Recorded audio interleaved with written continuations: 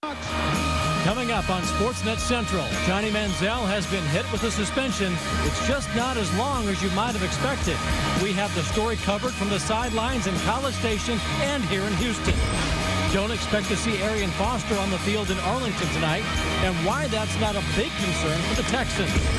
Plus, Lucas Harrell is roughed up by the White Sox, and the Rockets keep adding players. We have all the news on who's new now, so let's go.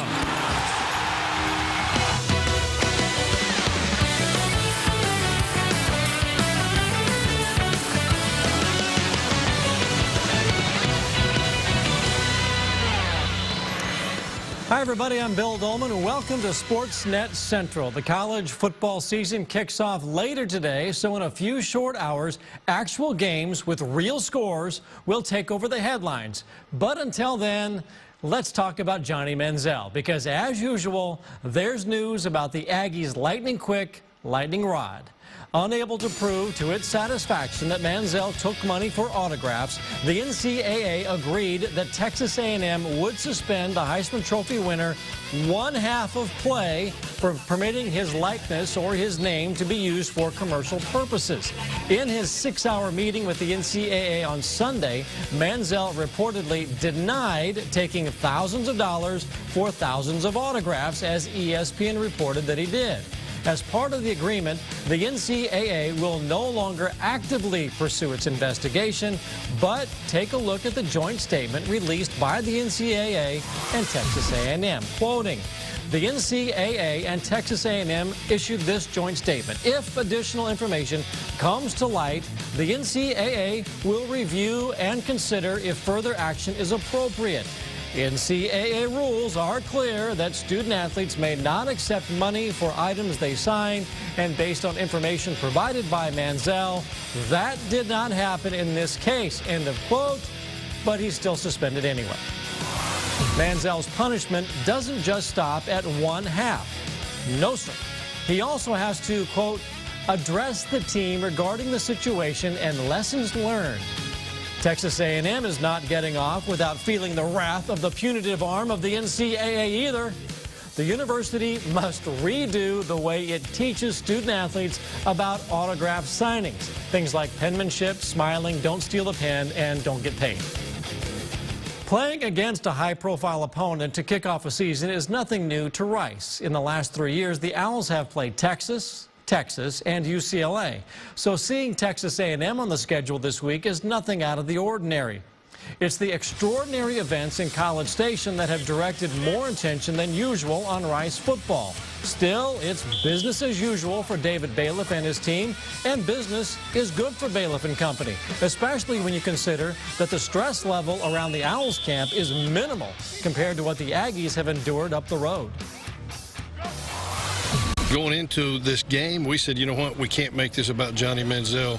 We've got to make sure that Rice football gets better, is a better football team in the fourth quarter than they are in the first quarter. And that's how we've handled this the entire time. You know, it's never been about Johnny. We know he's one of the best in the country, you know, and we wouldn't, if you're going to go there, you might as well play the best. And so we're prepared for Johnny, we're prepared for Hill, we're prepared for Jokel, whichever quarterback they put. We've got to beat A&M, not just one guy. You know, we're going to go up there Saturday and give it our absolute best. And you know what, the next week it's going to be open, and the next week we're going to give it our absolute best. We only got 12 guaranteed games, so you don't have time to have a bad day.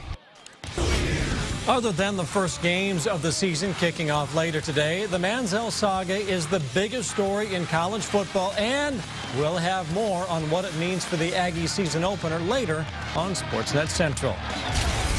Countdown to kickoff presented by Houston Methodist. Tonight at 7 o'clock, the Texans kick off their final preseason game in Dallas against the Cowboys. 3 projected starters won't play and will end camp without having played an exhibition down all month.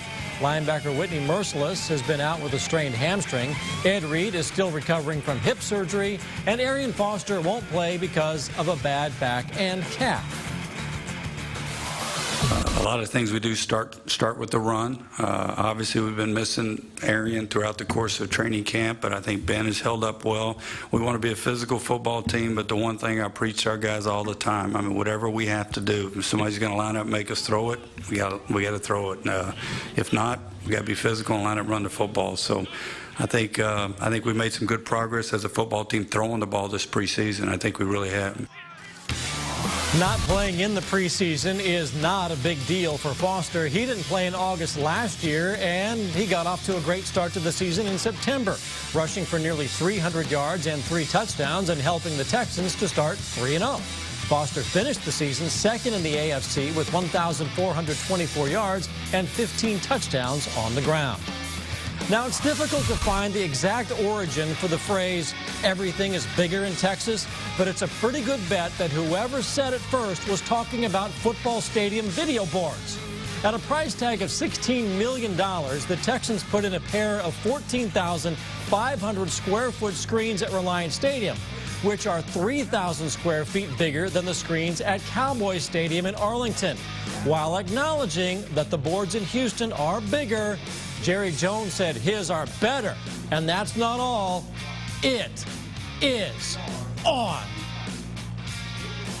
Big difference in one that's down on the end as opposed to one right down the middle, and a big difference in terms of its impact and the amenity for our fans, and so that is to be considered. And there's a big difference when you count all the square footage of video out there, which is significantly in the favor of our stadium. So, and I've got to remember going to Houston when we had as many fans in Houston when they didn't have a team. We had as many fans as Houston did. Oh, them's just fighting weights. CSN has you covered for everything you want to know and more on tonight's final preseason game in Arlington. James Palmer will be at AT&T Stadium with a breakdown of the Texans from the one and only John McClain. Plus, Shireen Williams has the latest on the Cowboys. It all starts on Sports Talk Live at 5 o'clock.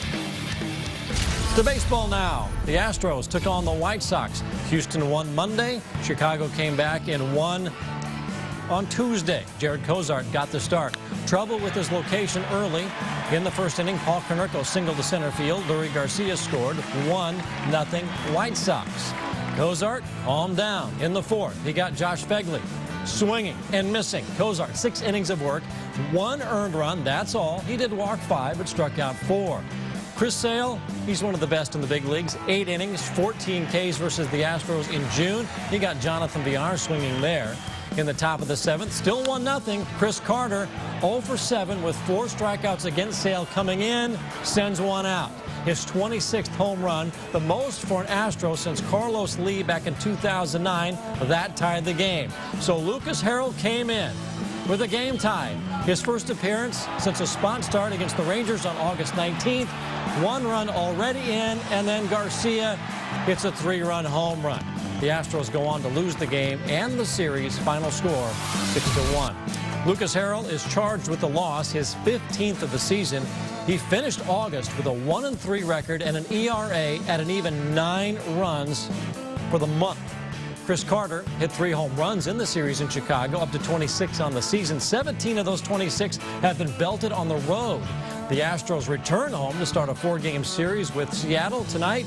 And again, it was Harrell who struggled with his control in Chicago. Yes, the walks definitely hurt. You know, solo home runs normally don't hurt you, but when you put 2 guys on in front of them and then give up the home run, that will hurt you. I really felt like I made some good pitches, and then, you know, I thought Clark made a really nice throw at second base. I don't know if there was a miscommunication or something there, you know, that happens. But, you know, I thought I made some really good pitches, and they just made me better hits. I mean, it's just been the story of my season. So, you know, I wasn't that mad that I walked those 2 guys. I was more mad that I gave up the home run afterwards. How about some NBA news? The Rockets roster has gotten even bigger. The team made official what had been reported earlier, that Ronnie Brewer is coming to town. Last season, the 28-year-old forward started 34 games for the Knicks before getting traded to the Thunder. He's averaged over 8 points per game in his career, but scored just 3 points a night last season. Brewer does have some history with the Rockets and his new teammate, Patrick Beverley. How about we go to Twitter? Rockets general manager Daryl Morey shared his memories in a tweet. "Welcome to the Rockets, Ronnie Brewer!" Exclamation point. "Got the better of us in 06 and 07 and in 07 and 08 against the Jazz. We'll bring defense and playoff experience." The Jazz knocked the Rockets out of the playoffs both of those seasons. Brewer scored 9 points a game in that 08 series. Fellow former Arkansas Razorback Patrick Beverley tweeted, "Want to say congrats to Ronnie Brewer Jr. for signing with the Rockets. 3 exclamation points. Now we get to play together. Defense wins games. He's really excited. Congrats, Big Bro." Time for a break. Jared Cozart continued to impress on the mound. Up next, we'll take a closer look at his start on Wednesday and why the Astros bats failed them in Chicago. Johnny Football is dominating the headlines, but who will be the starter on Saturday for Texas A&M? Head coach Kevin Sumlin answers the question, kind of. And he isn't the only coach who is tired of answering questions about a controversial player. Les Miles gets his turn when Sportsnet Central continues. Countdown to Kickoff is brought to you by Houston Methodist.